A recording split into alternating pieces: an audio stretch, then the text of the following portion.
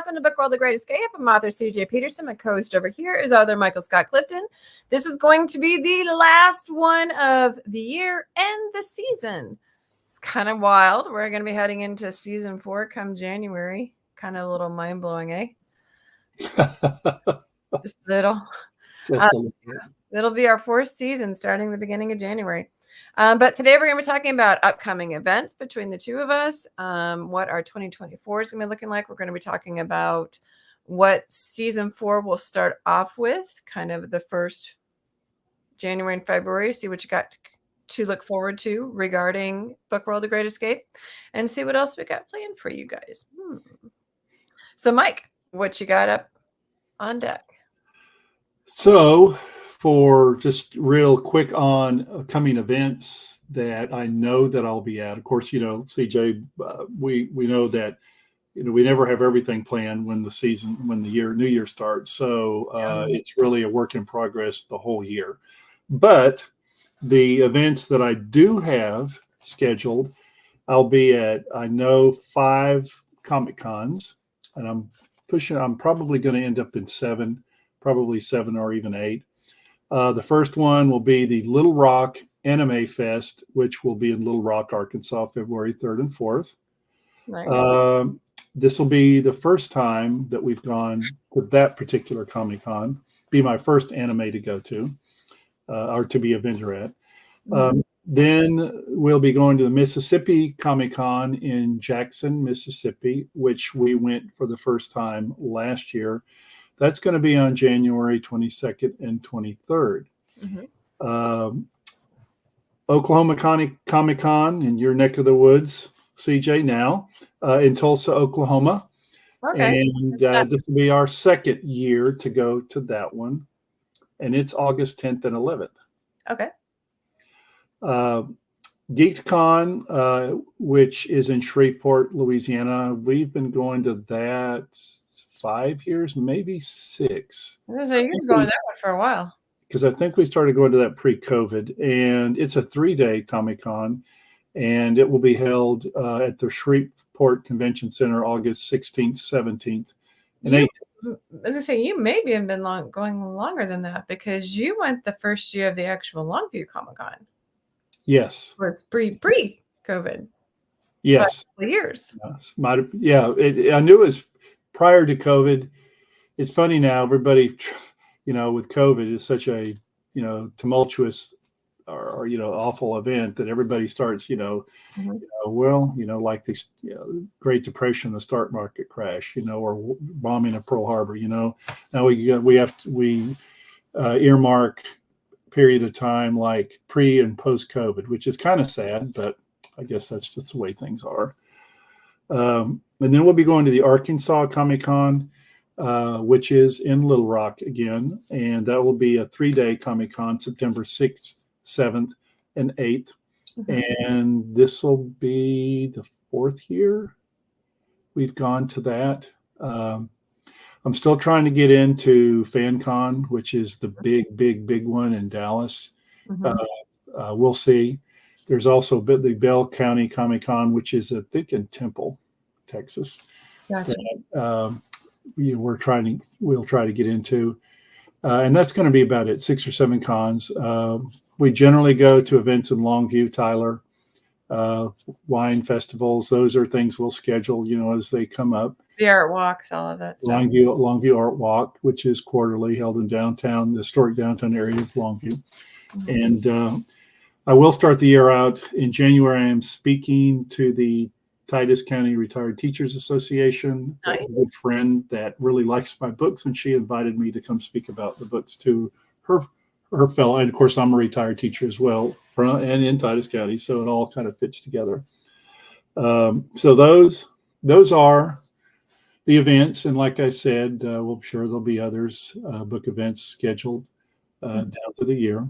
I do have 1, 2, 3, 4, 5, 6, 7, 8 kind of working book titles and ideas for books that, and someone asked me, and I'm sure they ask you too, CJ, I think I get asked almost at every event I ever go to, well, where do you get your book ideas from? Or how do you how do you not get writer's block or something like that? But it's always a question about, well, where do you get your inspiration? And that's always a fun one because it just comes out of the what if questions that are in my brain. that's me. That's the same way. There is no formula. And I don't get writer's block. So no. In fact, what I tell them is that I don't think I'll live long enough. Well, I know I'll never live long enough to be able to write all the books that are kind of rolling around in my brain. And so that's not the problem. Problem is, which ones do you do next? In what order do you put those books in that you have ideas for? So, so you and I talked beforehand. I keep my stuff pretty close to the vest before it launches. I'll give you like a basic gist of what it is, but I've had friends who have had even their titles stolen, which I know kind of blew your mind. But think about it. How hard is it to find an original title? Well, it's, we were talking, like you said earlier, a lot of the same titles, there may be a word or two, but it's probably been used at least in some form or fashion somewhere, some point in time. So the book I'm working on now that I hope to have finished by this summer is kind of a different book, sort of off what I normally write, because normally write science fiction, fantasy, magical realism, magical adventure. This book is very much a contemporary novel. Really? Yes, with contemporary characters. That is out of your wheelhouse. So nothing sci-fi, nothing sword, sorcery, fantasy. No, it's all real world. And for people who don't know me, I was a public educator for 38 years. 21 of those years, I was a basketball and track coach, and I taught science. In the last 17 years, I was an administrator or principal, assistant high school principal, and then later I was the junior high principal. And so I have a long history and experience in public education. And as a former coach, I saw how sports were done in East Texas, and particularly Northeast Texas, and particularly football versus basketball and virtually every other sport. Right. And if you've not lived in Texas, if you're not familiar, football isn't just king; it's king with a capital K. Yeah, no, that's gold. That's protected land right there. Yes. So as a basketball coach, you can imagine what that's like. It's like being an adopted redheaded child in the family. You get the scraps, and and so the book that I'm writing is about a basketball coach who has had a personal tragedy that has affected his life to the point where he's had to move from his hometown and start a new life somewhere else. And he ends up in a Northeast Texas town, and he gets a job as a basketball coach. And almost immediately, he finds roadblocks, particularly by the athletic director, which 99% of the time around these necks of the woods is the football coach, the head football coach. And also, so it's about overcoming these adversity. It's very much a basketball. It's if you ever saw the movie Hoosiers, which was based in 1950s, that was when the era time that the Hoosiers was based. Fast forward to 1995. This is also going back a little time, but it's in 1995. And anyway, it's going to be, it has a very athletic theme to it, basketball theme to it, overcoming adversity. And it's kind of a, most of my stories, if you've read them, whether they're the standalone books or the series, it has sort of a romance theme that goes through it, or a love story that develops there. And so I'm real excited about it. So I've already about a third of the way through it. And in true Pantser fashion, which I'll know you appreciate this, CJ, I have no outline. I have no organized fashion of, I have a general idea how it's going to end and what the story's about. But everything else is up for grabs. But so far, I'm really, really enjoying it. And real quickly, some other book titles I'm working on, or some other books I'm working on, is, of course, I'm not as closed-mouthed about my titles as you are, CJ, although I understand why, is a project that I plan to do at some point after I finish The End Game, which is the name of the book I'm working on now. Didn't you do a short story with that? I did, with the intention of writing this, that was kind of the jumpstart, but I always intended to write the full story, because if you remember in The End Game, the short story, it wasn't in 1995. It was after, at the end of his career, that sort of thing. So this is the full book, the full Monty, so to speak. Gotcha. So The January Man is about a character who doesn't believe in love. And he, every year, of course, he's handsome and he's suave. He's a up-and-coming lawyer, and women fall for him, routinely. And so every year he causes a woman to fall in love with him. And he has a 1-year relationship with this woman. And then precisely at the strike of midnight of the new year, he tells her he doesn't want to see her anymore, and says that he doesn't love her and that it's been nice knowing you. See you later. Wow. And that he does that every year because he doesn't believe in love. He thinks it's something that it's not real. It doesn't exist. And obviously it never works out. Well, in the story, he runs afoul of a fairy godmother who happens to be in the same bar when he dumps his latest girlfriend or who loves him, and crushes her, and she doesn't like it, so she decides to teach him a lesson. Well, good for her. And of course, that's the story. That's kind of the working story of it. And of course, what she does to him, he does not like. But it's very much of, you want to know what it feels like? Well, here we go. So nice. Another working title is Tray of Hearts. Tray of Hearts, which is about a young man who has had his heart broken by his girlfriend, and he is crushed to the point where he doesn't necessarily consider suicide, but it isn't far from his thoughts. So if you recall, anyone's read my stories before, my standalones, there's a unique character called Hank Harper, who owns a very unique antiques and oddities store. And Hank knows things, particularly magical and mystical things, that nobody else seems to know about. And characters of the books come into his shop, and it's like he picks people to sort of not necessarily pull under his wing, but to give them some sort of magical device or magical object, which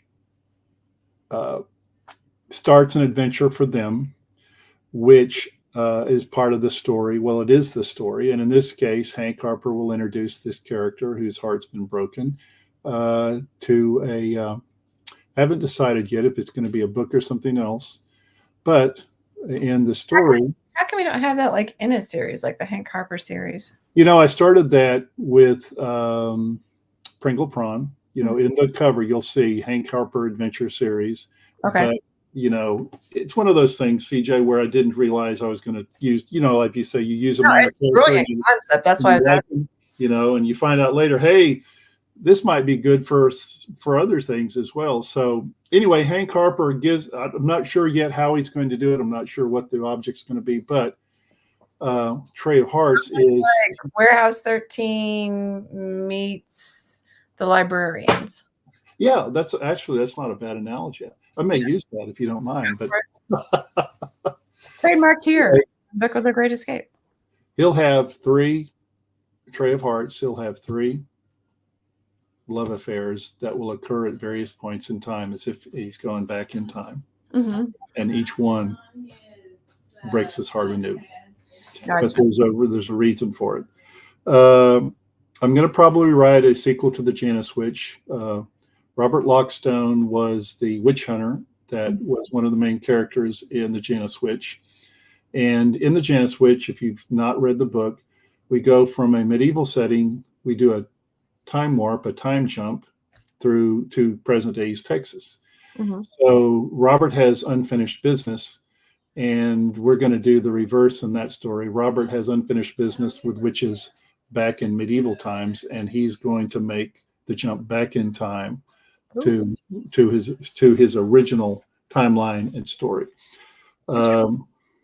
Edison Jones, which I've always intended to do a sequel with.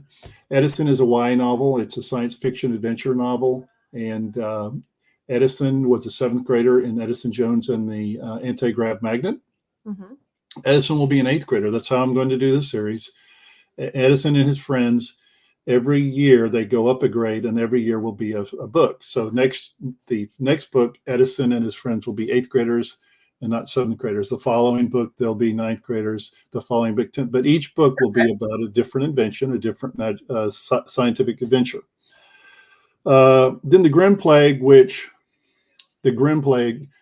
as in Brothers Grimm, Grimm, which is going to be a apocalyptic. Did I say that right? Apocalyptic. I was gonna say, now you messed me up. Apocalyptic. It's going to be an apocalyptic plague that is based on the Brothers Grimm fairy tales. Got it. Okay. And another working title for a book is Bridges. It's going to be a modern fairy tale about a young girl who discovers that she's a fairy, and what happens from that point forward. She thought she was just a normal person, but her parents never told her. And one day she sprouts wings, and lots of other things happen, and completely disrupts her life. And and finally, the last one, the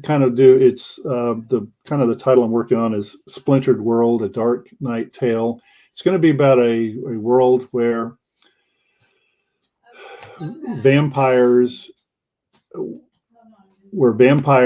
are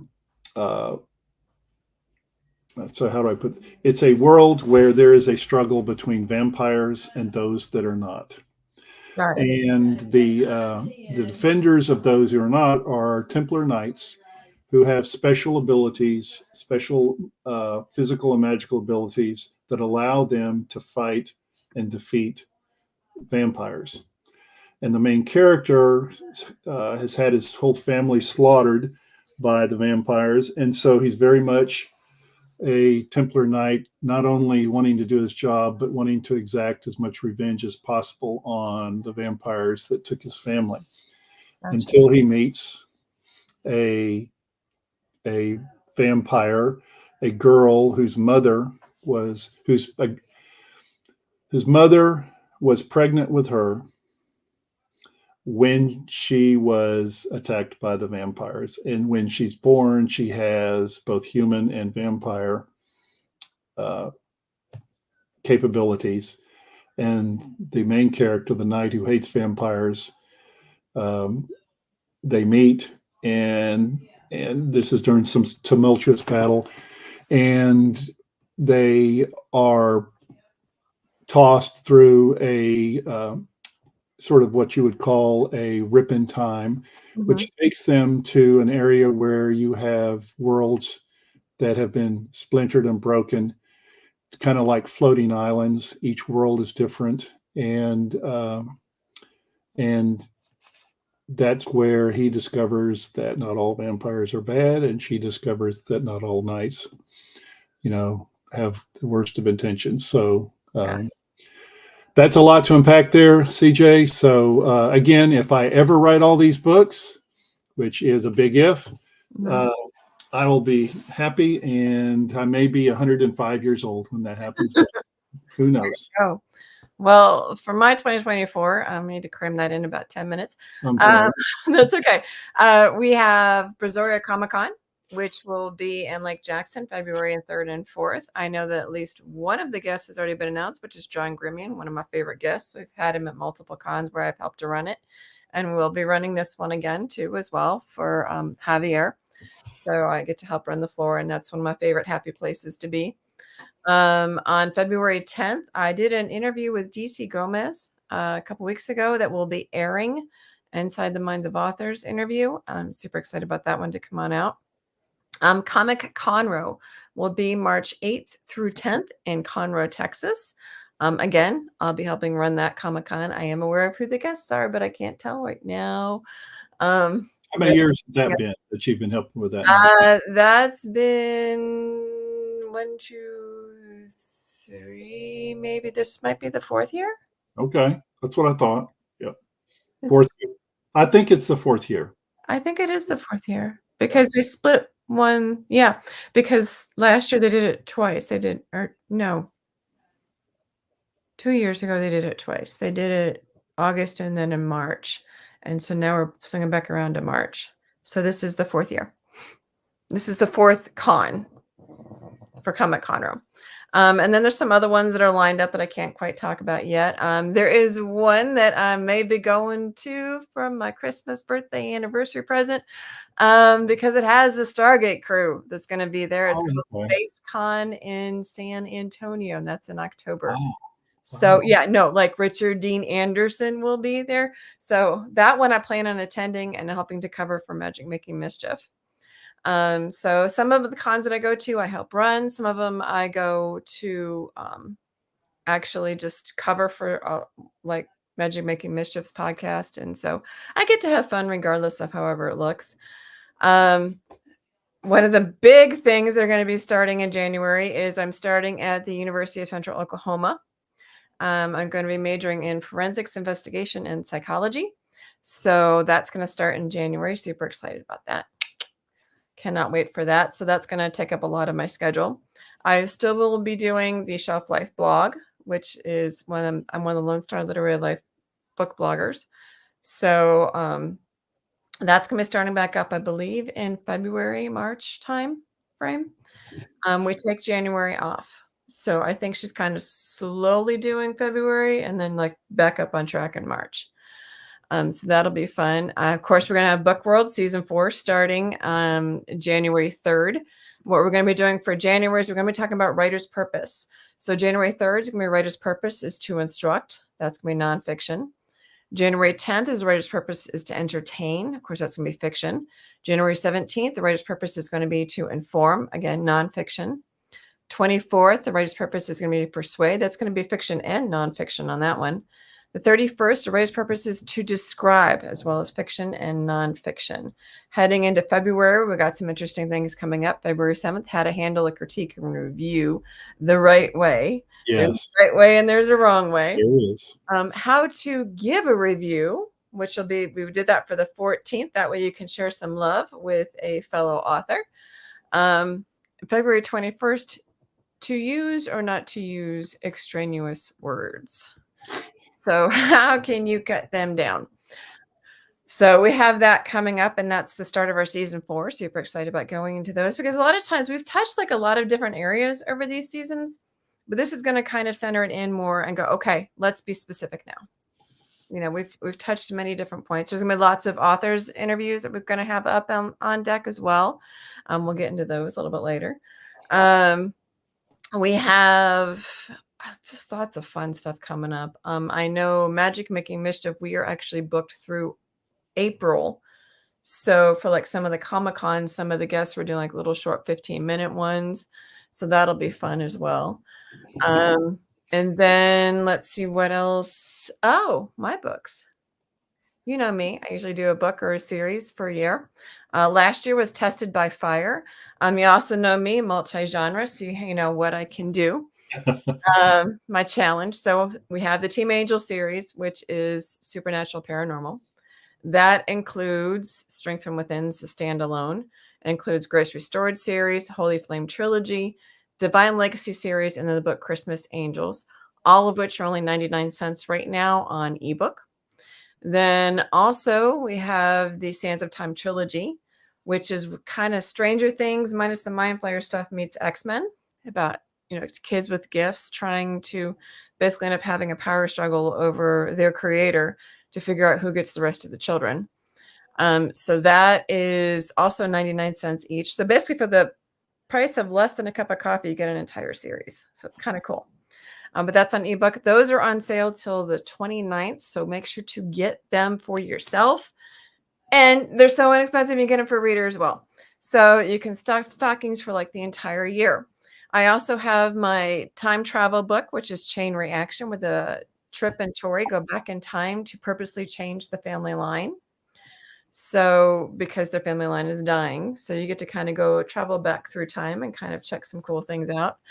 And we go to 1813, 1922, 1986, and then 2026. You jump up time.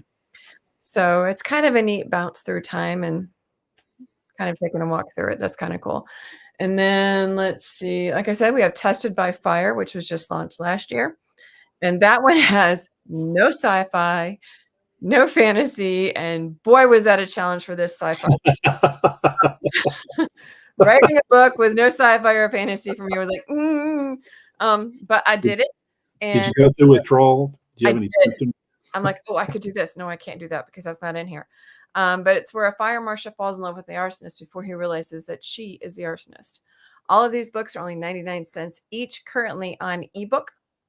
And it's the ebook reader of your choice. Go ahead and head over to cjpetersonwrites.com, cjpetersonwrites.com. Click on the little books tab. They're going to get a drop down menu and just pick which one you want and just kind of click through it and find the ebook you want, or ebooks or series.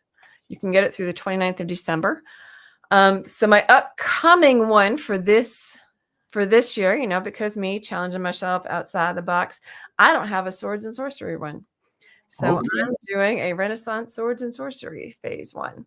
I'm not going to tell you what it's called, but I'm super excited. Basically, there is a prophecy about a certain princess, and the prophecy lasts through the series. And you're going to have to wait and see how it pans out. But she ends up being the sole heir to the throne and has to stay alive long enough to get it. Wow. And she runs into certain people to help her along the way. Well, that'll help you get over the withdrawal you had on not doing with magic. So you'll be able to get your fix back with that. Yeah. And the beauty is that I'm able to, do the fantasy. This is like hardcore fantasy type stuff there on that one with swords and sorcery. They do run into a wizard. I wasn't going to be, but I'm going to do it. But that's just another challenge of like historical meets fantasy.